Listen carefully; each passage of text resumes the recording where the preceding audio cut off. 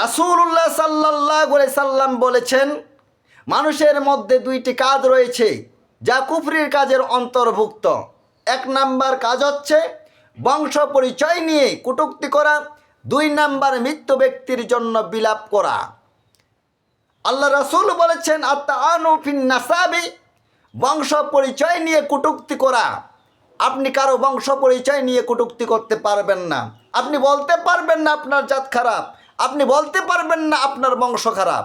এইরকম করে আপনাকে কটূক্তি করা, কাউকে হ্যায় প্রতিপন্ন করে কথা বলা ইসলামের মধ্যে নিন্দনীয় কাজ। আল্লাহ রাসূল বলেছেন, ওয়ান নিয়াহাতু আলাল মাইয়িতি, মৃত ব্যক্তির জন্য বিলাপ করা। আপনার বাবা মরক, আপনার মা মরক, আপনার ছেলে মরক, আপনার মেয়ে মরক, আপনার শ্বশুর মরক, আপনার শাশুড়ি মরক, আপনার ভাই মরক আর আপনার বোনেই মরক, যেই কেউ মরক না কেন আপনি বিলাপ করে কান্নাকাটি করতে পারবেন না। জাহেলিয়াতের পদ্ধতিতে চিৎকার করে ক্রন্দন করা, বিলাপ করা আপনার জন্য নিষিদ্ধ।